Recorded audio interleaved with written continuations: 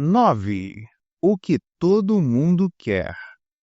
Quem não gostaria de saber as palavras mágicas para acabar com a discussão e os ressentimentos, gerar boa vontade e fazer com que a outra pessoa nos ouça com atenção? Pois bem, as palavras mágicas são: eu não condeno você por se sentir assim. No seu lugar, certamente me sentiria do mesmo jeito. Uma frase como essa amolece o mais rabugento dos corações. E você pode dizer isso de forma 100% sincera, pois, se estivesse na pele do outro, claro que você se sentiria como ele. Veja o caso de Al Capone. Imagine que você tivesse o corpo, o temperamento e a mente dele. Imagine que tivesse vivido no mesmo ambiente e tido as mesmas experiências. Você seria exatamente quem ele era e estaria no lugar dele. Pois essas são coisas, e apenas elas, que o tornaram o que ele era. Da mesma forma, a única razão para que você não seja uma cascavel é que sua mãe e seu pai não são cascavéis. A única razão para você não cultuar crocodilos é não ter nascido no Antigo Egito na época dos faraós. E, se morasse em Iap, uma ilha remota no Pacífico Ocidental, compraria uma cabra usando uma pedra grande como dinheiro. Nós merecemos pouco crédito por quem somos. E lembre-se, as pessoas que se aproximam de nós irritadas, intolerantes e irracionais merecem pouco descrédito por serem assim.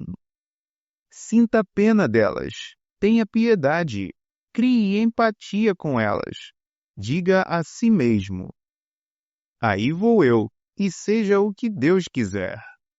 3/4 das pessoas que você conhecerá estão famintas, sedentas de simpatia. Ofereça isso a elas e você será amado.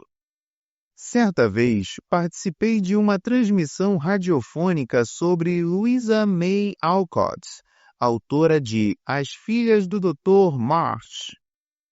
Eu sabia que ela vivera e escrevera seus livros imortais em Concord, Massachusetts, mas, sem pensar, falei que havia visitado sua antiga casa em Concord, New Hampshire. Se tivesse dito New Hampshire apenas uma vez, poderia ter sido perdoado.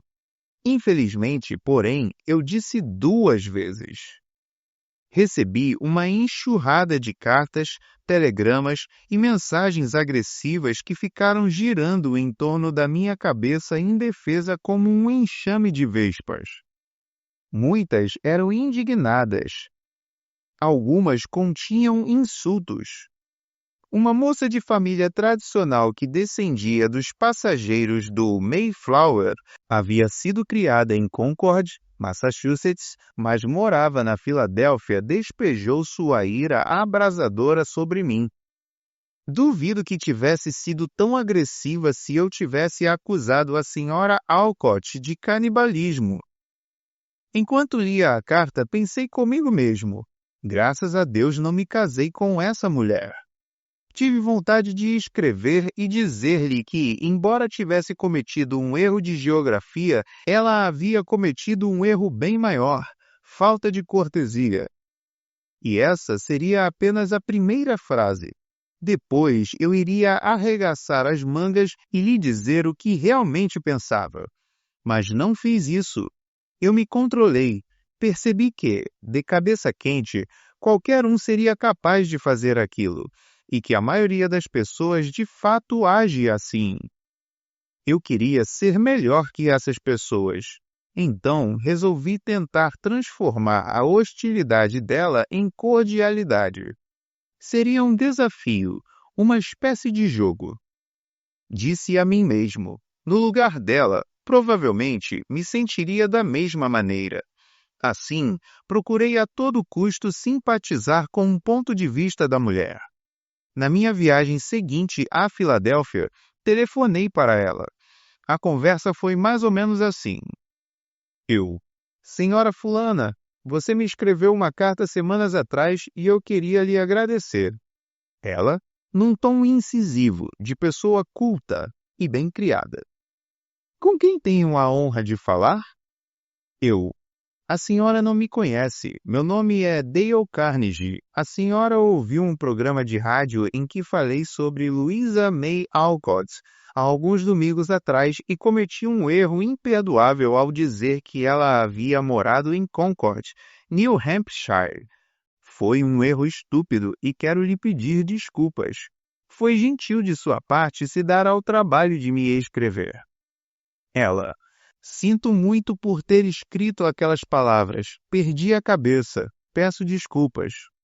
Eu: Não, não é a senhora quem deve se desculpar. Sou eu. Nenhuma criança em idade escolar diria tal besteira.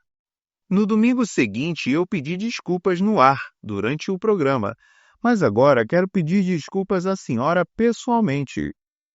Ela: Nasci em Concord, Massachusetts. Minha família é importante nesse estado há 200 anos e tenho muito orgulho de minha terra natal. Fiquei realmente perturbada quando ouvi o senhor dizer que a senhora Alcott tinha morado em New Hampshire, mas sinto muita vergonha daquela carta. Eu: Garanto à senhora que sua perturbação não foi 1/10 da minha. Meu erro não feriu Massachusetts, mas a mim mesmo. É muito raro ver pessoas de sua posição e cultura escrevendo cartas para radialistas, e espero que torne a escrever se perceber que eu disse algo de errado.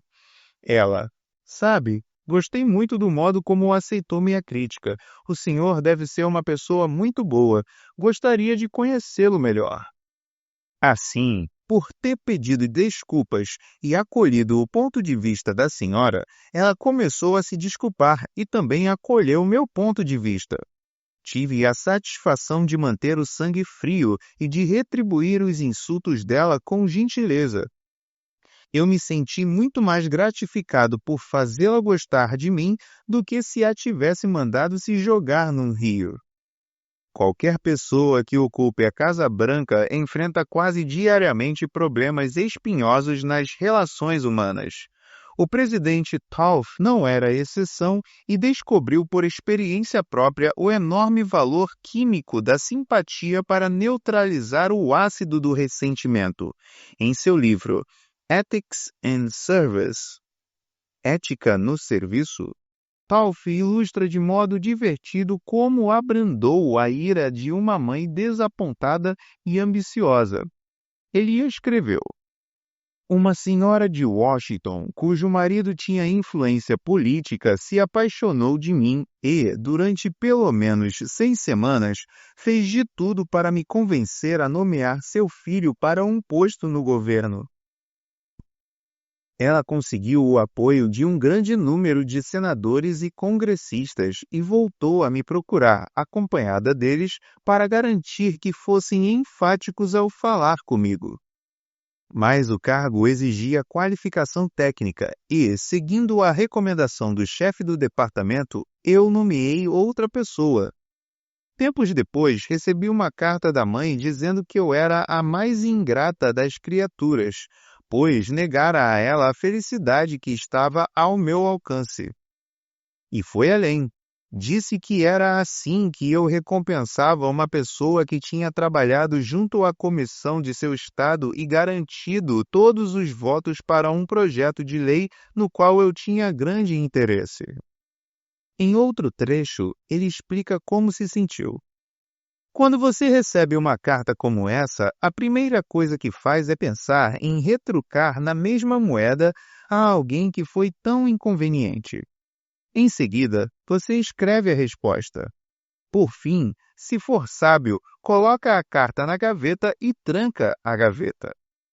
Deixa passar 2 dias, porque sempre é possível demorar 2 dias para responder esse tipo de mensagem. Por fim, você retira a carta da gaveta e não a envia. Foi justamente o que fiz. Eu me sentei e escrevi a carta mais educada possível, dizendo que compreendia a decepção de uma mãe em tais circunstâncias, mas que a indicação não dependia apenas da minha preferência pessoal, que eu precisava selecionar alguém com qualificações técnicas e, por isso, seguira as recomendações do chefe do departamento. Expressei a esperança de que, no futuro, o filho dela realizasse tudo o que ela esperava no cargo que já ocupava. Essas palavras a tocaram. Ela me escreveu um bilhete dizendo que lamentava ter escrito a carta anterior. E se você estivesse na posição nada invejável de informar ao gerente de um grande hotel da cidade que teria que desligar o elevador durante um dia inteiro, correndo o risco de provocar a ira dos hóspedes que esperavam e pagavam por todo o conforto de um bom estabelecimento? Esse foi o problema enfrentado por Jay Mangan, de uma empresa de manutenção de elevadores e escadas rolantes que tinha o contrato de manutenção de um dos principais hotéis de Tulsa, Oklahoma. Jay sabia que seria complicado fazer o elevador voltar a funcionar, mesmo que tudo corresse como planejado. Para não causar inconvenientes aos hóspedes, o gerente insistia que o tempo máximo seria de 2 horas. Jay sabia que precisaria de pelo menos 8 horas para fazer o conserto, pois a empresa nem sempre tinha um mecânico especialmente qualificado à disposição do hotel.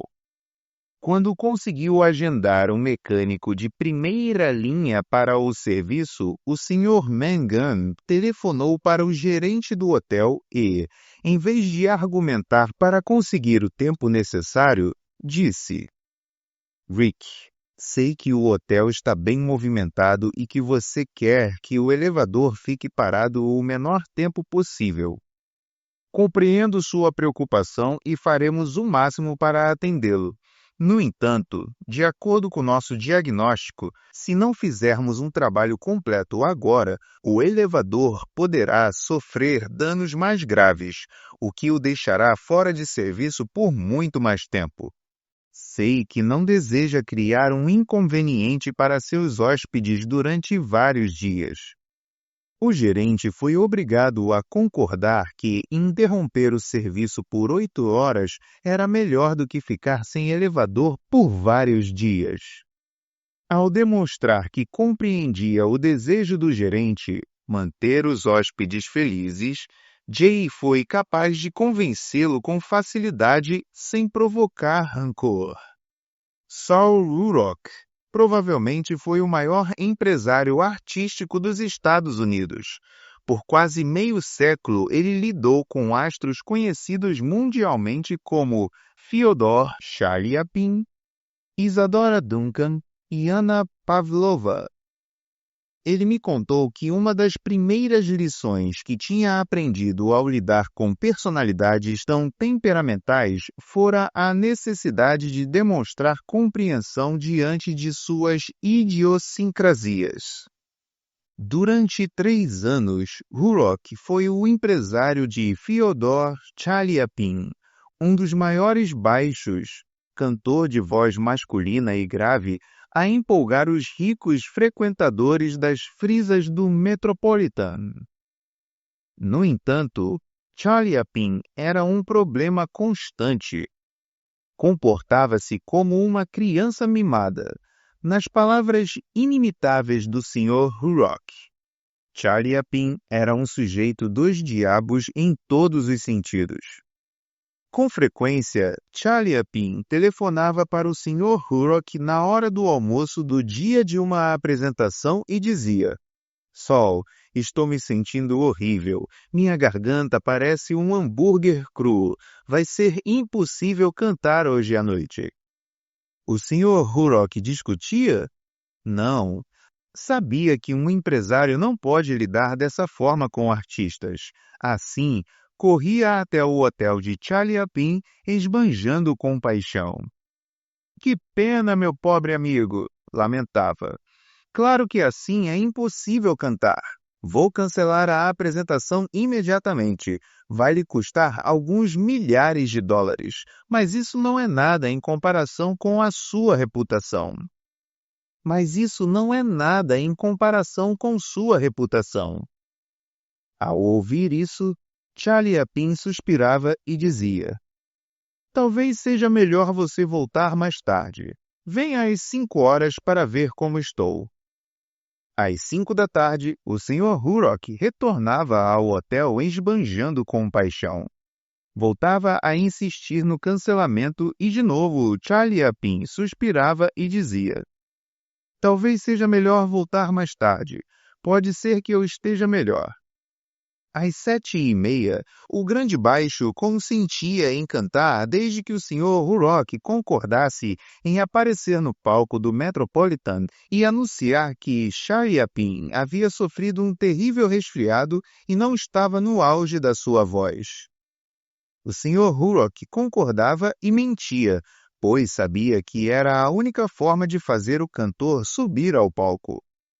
Em seu esplêndido livro Psicologia para Estudantes de Educação, o Dr. Arthur I. Gates afirmou: A espécie humana anseia por compaixão.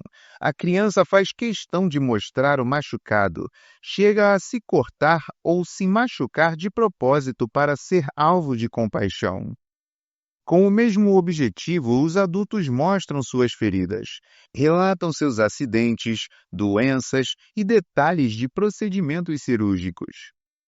Em alguma medida, a autopiedade diante das desgraças reais ou imaginárias é um comportamento praticamente universal. Portanto, se quiser fazer as pessoas pensarem igual a você... Princípio 9. Demonstre compaixão e compreensão diante das ideias e dos desejos do outro.